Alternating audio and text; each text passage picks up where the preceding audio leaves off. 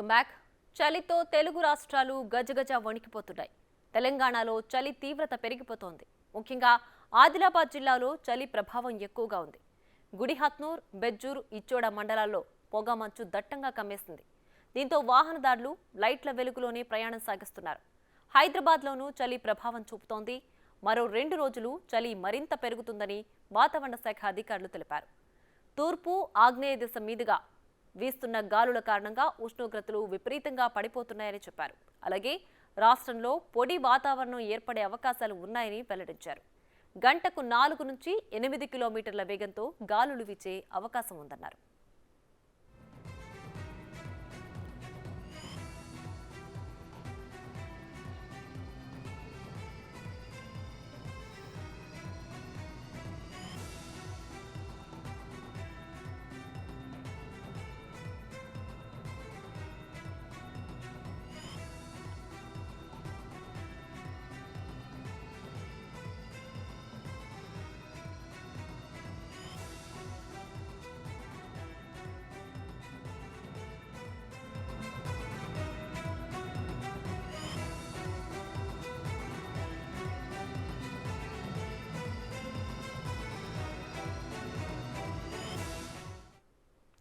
ఏపీలోనూ చలి పంజా విసురుతోంది. ప్రత్యేకించి ఏజెన్సీ ఏరియాల్లో చలితో గజగజ వణుకుతున్నారు. పొగమంచు దట్టంగా కమ్మేస్తుండటంతో ప్రజలు ఇళ్లకే పరిమితమవుతున్నారు.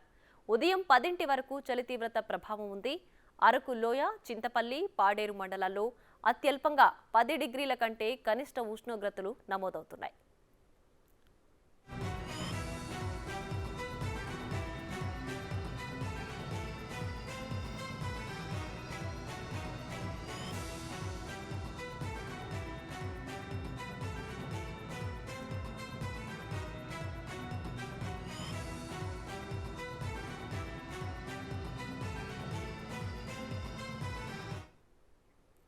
చలి తీవ్రత కారణంగా ప్రజలు అప్రమత్తంగా ఉండాలని వాతావరణ శాఖ అధికారులు హెచ్చరిస్తున్నారు.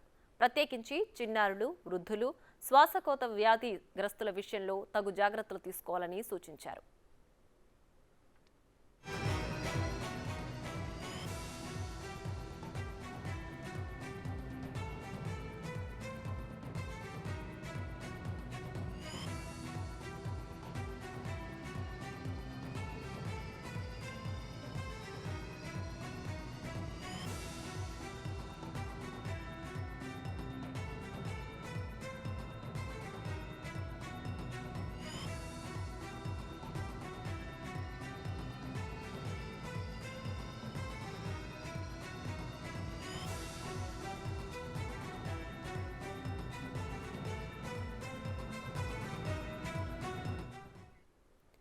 చలితో తెలుగు రాష్ట్రాలు గజగజ వణికిపోతున్నాయి. తెలంగాణలో చలి తీవ్రత పెరిగిపోతోంది. ముఖ్యంగా ఆదిలాబాద్ జిల్లాలో చలి ప్రభావం ఎక్కువగా ఉంది.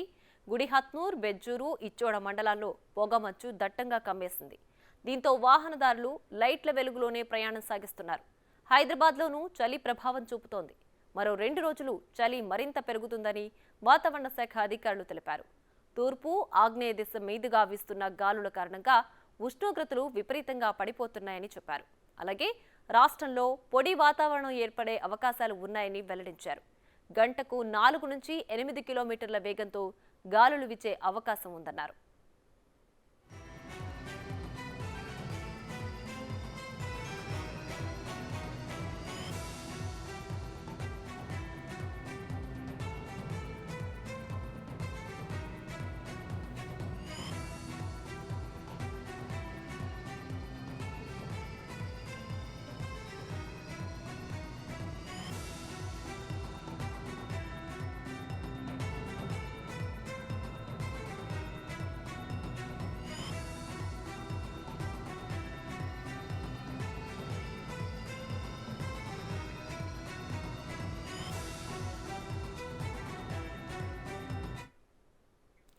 ఇక హైదరాబాద్లో ఉష్ణోగ్రతలు కనిష్ట స్థాయికి పడిపోయాయి.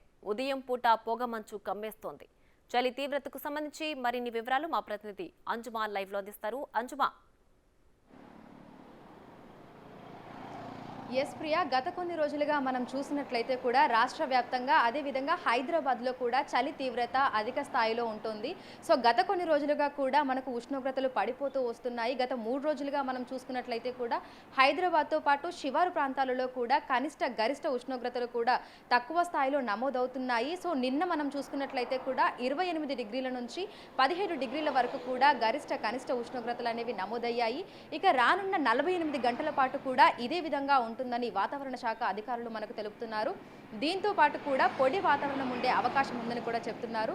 సో మొత్తంగా మనం చూసుకున్నట్లయితే తెల్లవారుజాము నుంచి ఇటు 8-9 గంటల వరకు కూడా పొగమంచు అదే విధంగా ఉంటుంది. దీంతో పాటు ఇటు వాహనదారులు కూడా ఎవరైతే ఉదయం సమయంలో బయటకు వస్తున్నారో వాహనదారులు అందరూ కూడా లైట్లు వేసుకొని రావాల్సిన పరిస్థితి అయితే ఉంది. సిటీలో ఎక్కడెక్కడైతే మనకు చెట్లు అధికంగా ఉన్నాయో ఆ పరిసర ప్రాంతాల్లో పొగమంచు అధికంగా ఉంటుంది.